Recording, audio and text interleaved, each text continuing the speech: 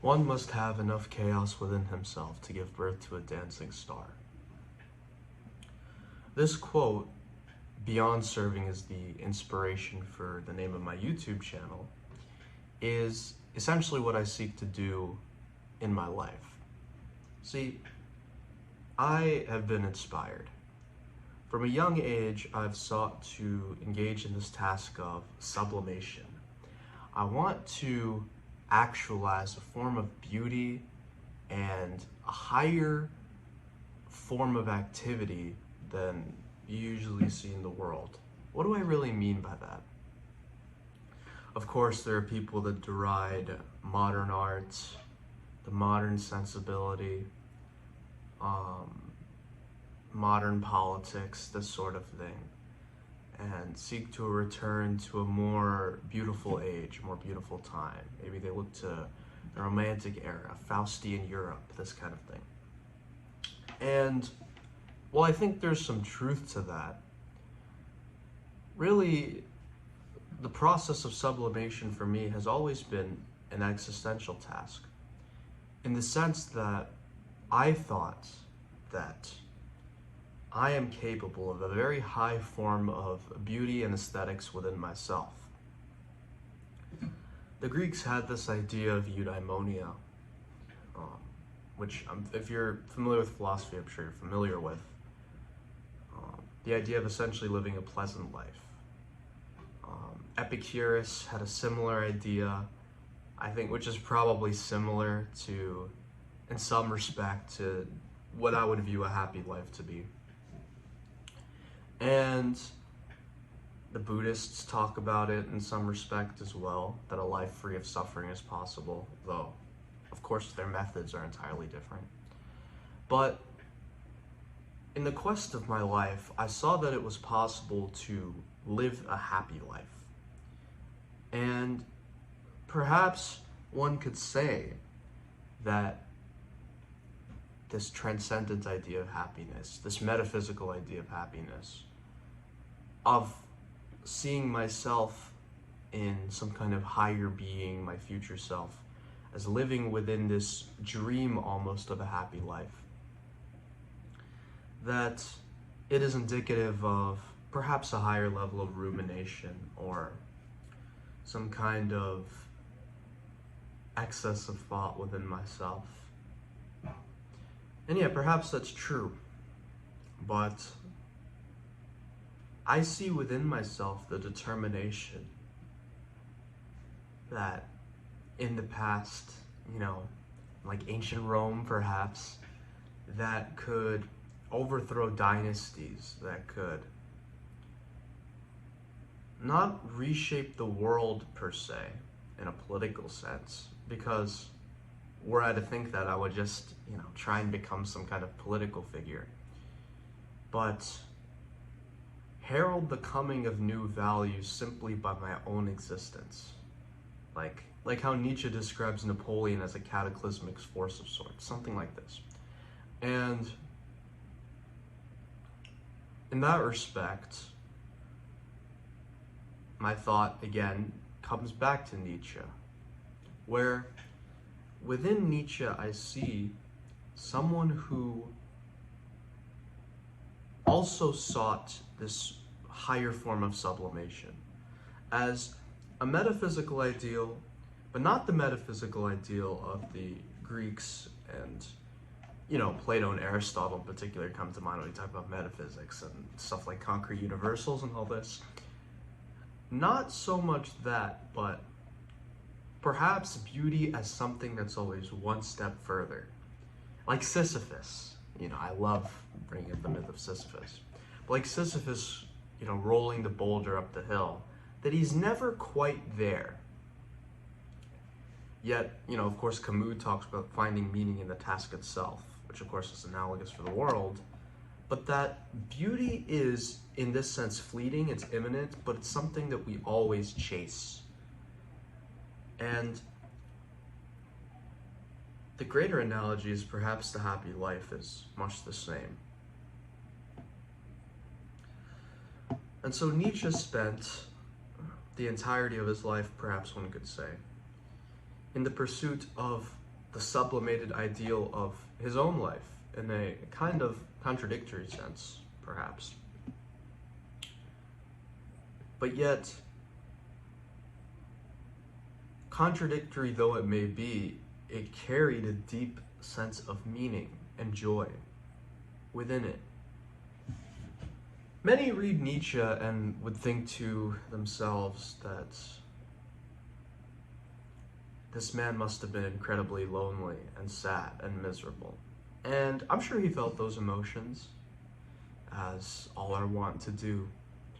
But I don't think they can picture the joy, the almost mystical sense of childishness, innocence, and vigor that he was, in a sense, accompanied with, because of the fact that he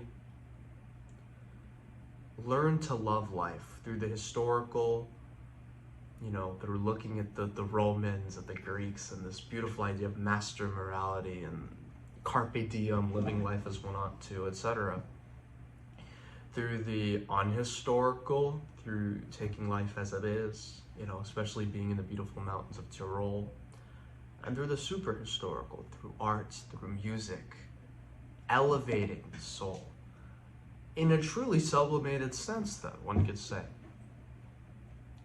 And so, at the end of his life, and even, before his mental breakdown, he has given us this dearth of absolutely wondrous and inspiring material from which we can then use as a wellspring or a cat box for some of my viewers that have played this game called Umineko, that perhaps we can then use that to elevate ourselves. But Nietzsche himself, for as much as he gave the world, and for as much as he elevated himself, one could argue if his life really was happy, because he needed to give himself up to this task of isolation in order to deliver us all this wisdom. And one could really argue in a certain sense what the point is. Of course, for him, it was needed to transcend his sickness. But I would be hesitant to say that one ought to prescribe such a life for other people. Perhaps Nietzsche would, as is a quirk of his individuality. But certainly I don't know that he would want that for everyone. I don't even know that he would think that everyone is suited for it. So,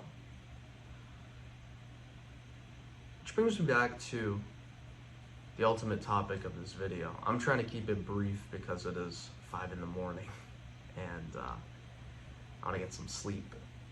But I think that I record this video is important in terms of heralding a greater desire and transformation for creative output. Kind of anchoring me in why I do what I do. Reminding myself of the physical world, a solar world, even though I'm not out in the sun, unfortunately, as much as I should be. It is really easy to forget yourself these days, and the internet and various other things. But for as much wisdom and joy as Nietzsche has lent me, I don't want to follow his path, both because we're different people in different time periods, with different proclivities, different interests, but also because, to me, when I imagine the things I desire in my life, ironically, it is completely antithetical to this solitary philosopher, this Zarathustra figure that Nietzsche himself kind of embodies in a sense. When we think of these great men and these great artists, let's take someone like Yukio Mishima, for example. Mishima himself saw the unity of the principles of art and action through death. And he embodied that throughout his life in much the same way that Nietzsche embodies this metaphysical Zarathustra figure. Mishima embodied the unity of sun and steel with his, you can call it performative in some sense, but with his ritual death at the end of his life. And so for me, when I think about the highest ideal and what I would like to embody, it is something inherently united with other people. I would like to form a clan. I would like to form bonds with people. And maybe you argue that's out of a lack, because Nietzsche desired power and health because he was sick and infirm. Mishima desired action and aesthetics because he was weak and nerdish.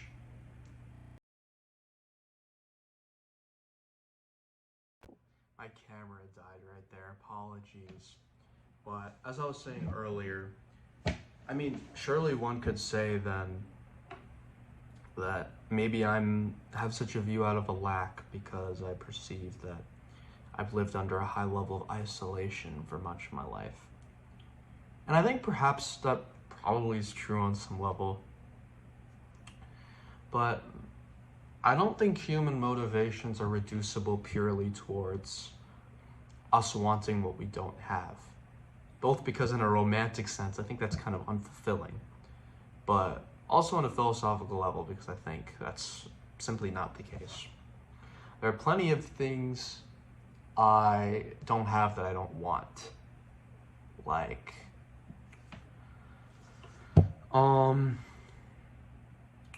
for example, if I were to be some kind of right-wing or left-wing political commentator, I wouldn't really want that, because I wouldn't really want to be beholden to a certain audience and constantly kind of moving in and out of what I can and can't say. That doesn't really interest me. And also because I think politics is detrimental in a spiritual sense for most people, but that's a whole other conversation. But my mom once said of me that I have a very high amount of determination and not enough discipline. And part of why I created this video is because it's been on my mind for a long time, and I want to herald a transformation and me actually acting upon the things that I want to do. This is part of that. Even though it's like 5 in the morning and I haven't slept, but of course I will improve this in due time, as I ought to improve everything else in my life.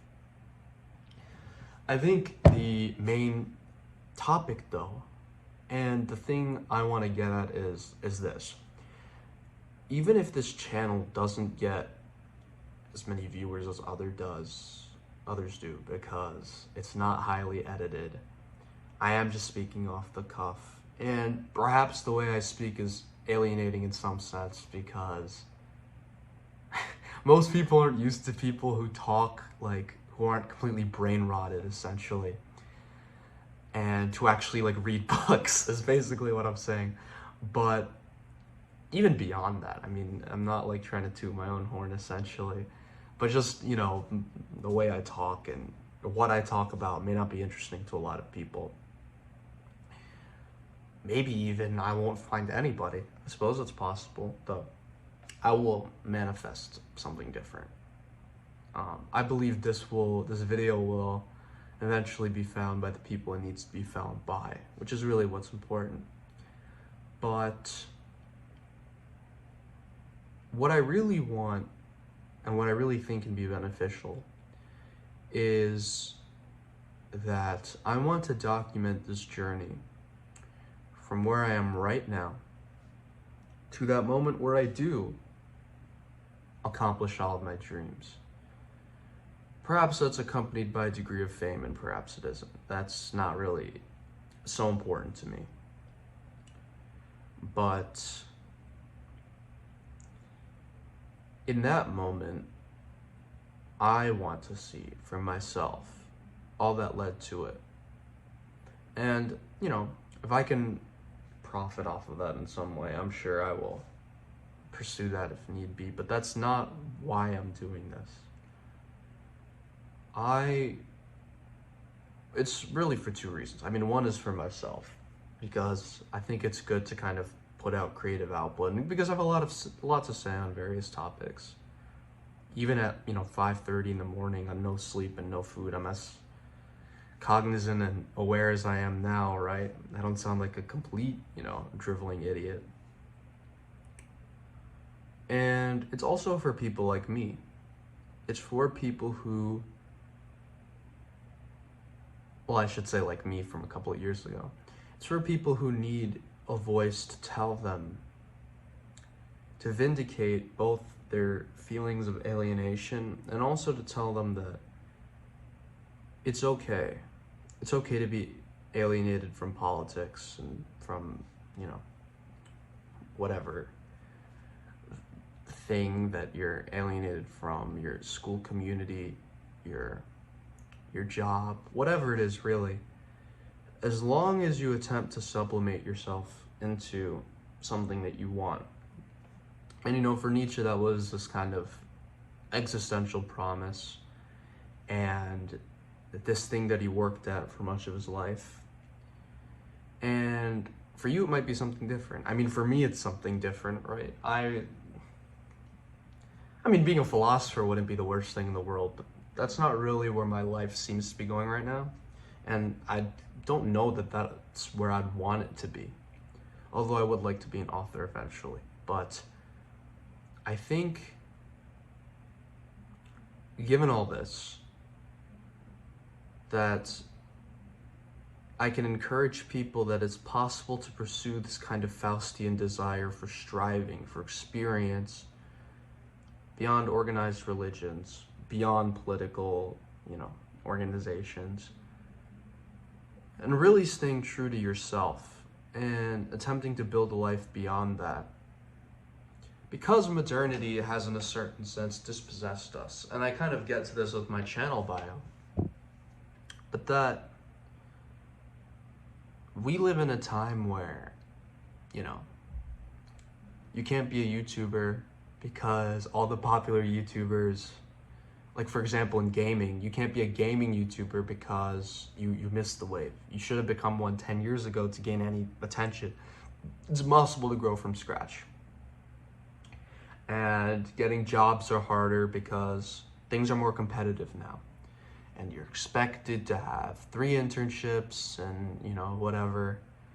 The IB recruiting cycle just finished, that's what was on my mind.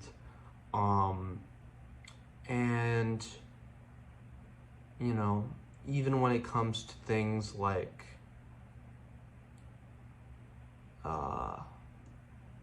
religion, I think a big part of the reason why you're seeing, particularly across Gen Z males, an increase in religiosity is largely as a reaction to this, but we can get into that some other point.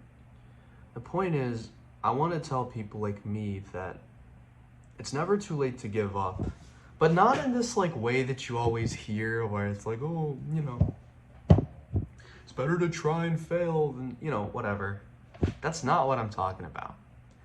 I don't mean this in this gay kind of,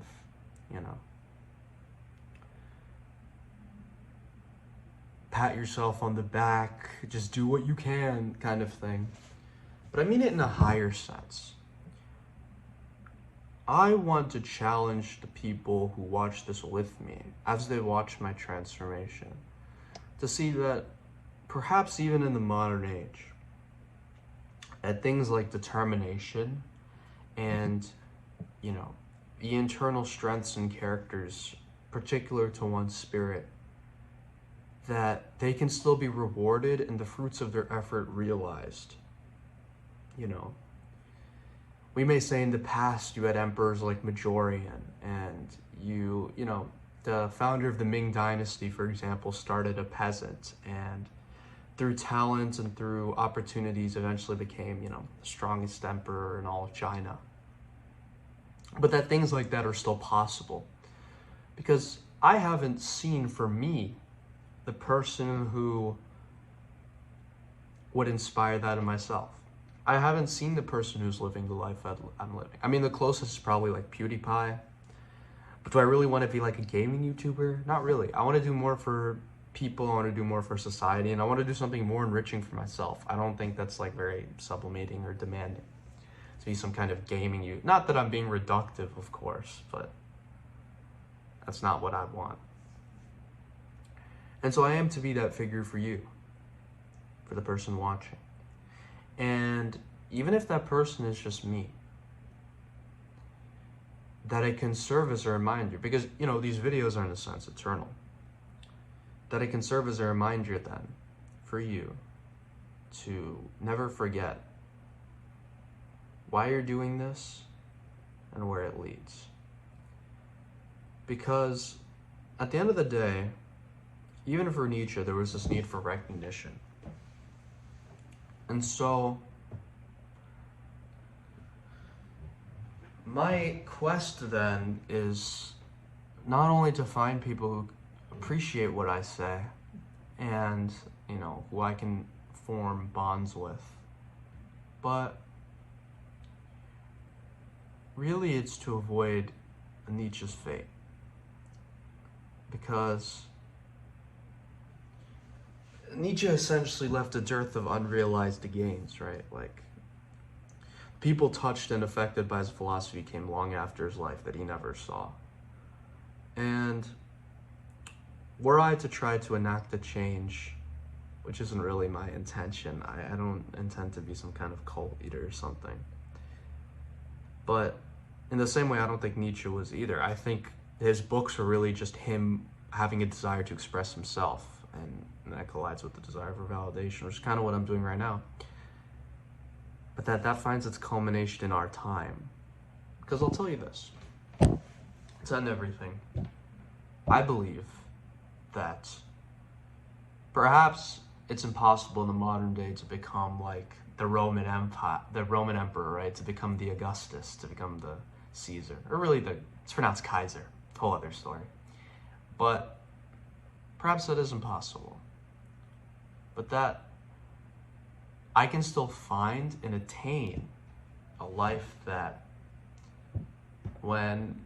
if the younger me could look upon it, that it will validate the entirety of my experiences, the entirety of my determination, and that it will show to me, and by extension the world, how powerful and strong I really am. This is my declaration to you. That's where I think I'm headed. That's what I think I'm gonna do. And not I think I'm gonna do, I know I'm gonna do.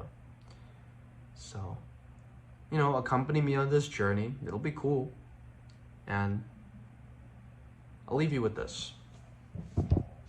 By the way, none of this was scripted. This is entirely just off the dome. If you couldn't tell, I'm not like reading anything or like a script or something. But I'll leave you with this. I think we have yet to see a person as young as me document their life into something good and wholesome, actualize it into something wonderful, and take other people along for the ride. And I'm going to be that person. I'm going to do what other people have been unable to do.